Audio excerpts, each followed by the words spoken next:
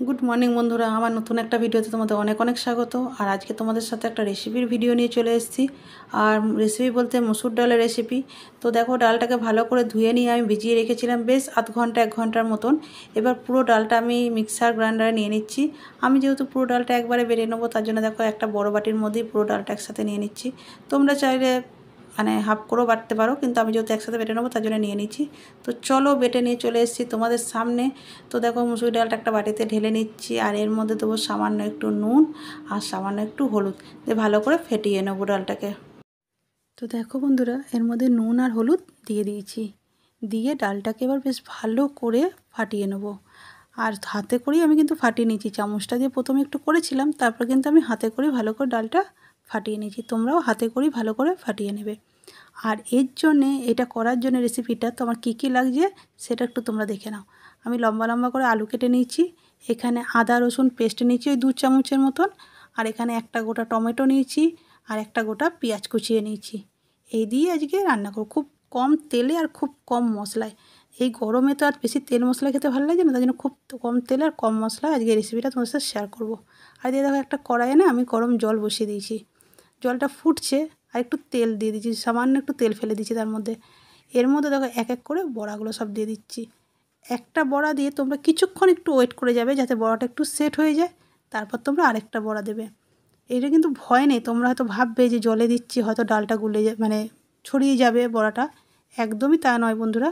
দেখো, একটা সেট হয়ে যাওয়ার পর তারপর আমি একটু ওয়েট করে তারপর আরেকটা দিচ্ছি। তো একটা বড়াও কিন্তু জলের সাথে কোনো মিশে যাচ্ছে না, বড়াগুলো কিন্তু নিজের নিজের সেট হয়ে আকার ধরে নিচ্ছে। আর দেখো কত সুন্দর জলেতে ফুটে একদম নিজের মতন করে হচ্ছে। তো চলো, এইভাবে আমি প্রত্যেকটা ডালের বড়া দিয়ে দিই।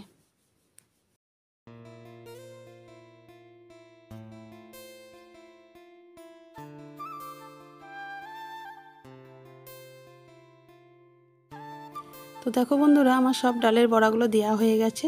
এবার এটাকে ফুটতে দেবো, আর গ্যাসের ফ্লেমটা একটু লো করে দেবো। লো ফ্লেমে এটা একটু ফুটিয়ে নেবো।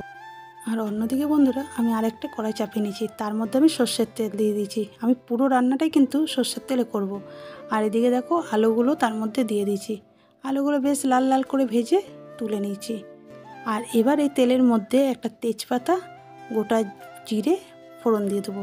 শুকনো লঙ্কাও তোমরা দিতে পারো ফোড়ন, তো আমি শুকনো লঙ্কাটা স্কিপ করে গেলাম। তোমরা চাইলে শুকনো লঙ্কা একটা ফোড়ন দিতে পারো। আর ফোড়নটা যেই ভাজা হয়ে গেছে, তো আমি এর মধ্যে পেঁয়াজ কুচিগুলো দিয়ে দিলাম। তো পেঁয়াজ কুচিগুলো দিয়ে একটু বেশ ভালো করে লাল লাল করে ভেজে নেব। তো চলো, আগে পেঁয়াজটা ভেজে নিই।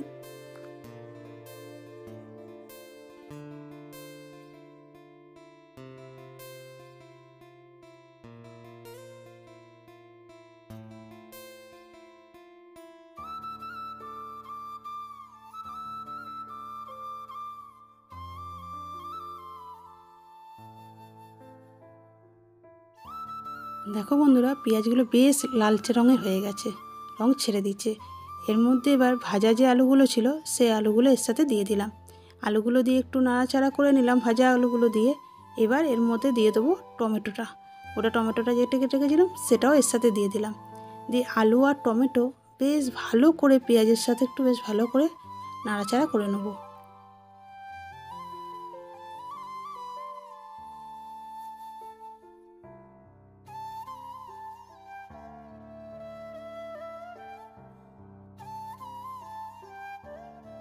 দেখো, টমেটোগুলো একটু নরম হয়ে গেছে নাড়াচাড়া করতে গিয়ে।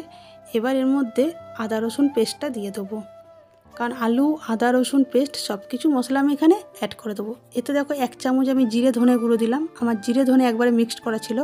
1 চামচ আমি লঙ্কা গুঁড়ো দিলাম। আর দেখো, এতে সামান্য জল অ্যাড করে দিলাম, যাতে এই গুঁড়ো মশলাগুলো আমার কড়াই লেগে না যায় বা পুড়ে না যায়, তার জন্য সামান্য একটু জল অ্যাড করে দিচ্ছি। এবার এর মধ্যে একটু হলুদ দিয়ে দেবো আর নুন দিয়ে দেবো, দিয়ে ভালো করে মশলাটা কষে নেবো।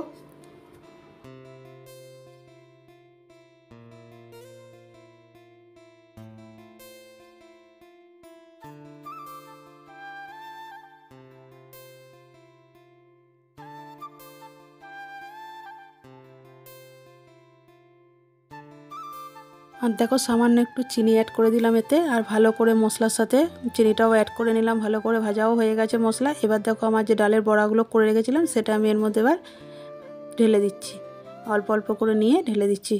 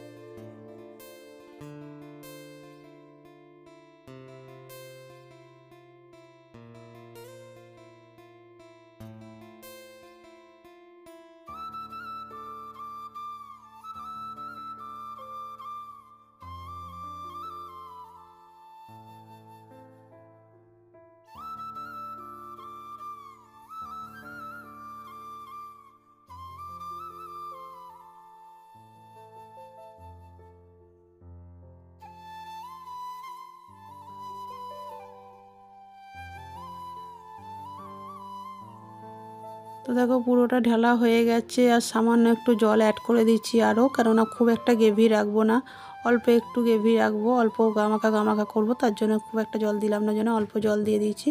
তো দেখো এদিকে তরকারি আমার মোটামুটি হয়েই গেছে।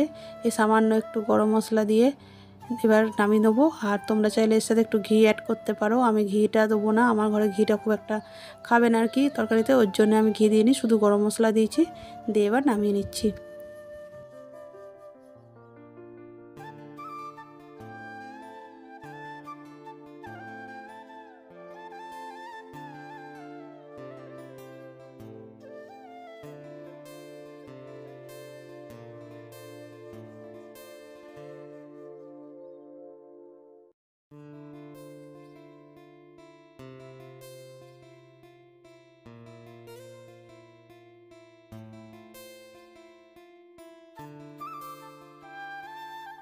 তো দেখো বন্ধুরা, আমার সার্ভ করা হয়ে গেছে। কেমন লাগছে আর কেমন হয়েছে একটু তোমরা কমেন্টে আমাকে জানিও।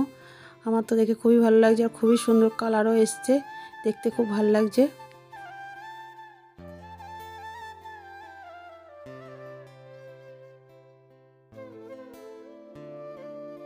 আর দেখো আমি এটাকে সাজিয়ে নিয়েছি, কুমড়ো ফুলের বড়া করেছিলাম, তো কুমড়ো ফুলের বড়া তরকারি আর বড়ার তরকারি আর ভাত, এটাই ছিল আজকের মেনু। তো দেখো এতে আমি সার্ভ করে নিচ্ছি। আর যদি ভিডিওটা ভালো লাগে তাহলে অবশ্যই লাইক কমেন্ট শেয়ার করো, নতুন হলে সাবস্ক্রাইব করো, পাশে থেকো। আজকের মতো সবাইকে টাটা, দেখা হচ্ছে নেক্সট একটা ভিডিওতে। সবাই ভালো থেকো, সুস্থ থেকো।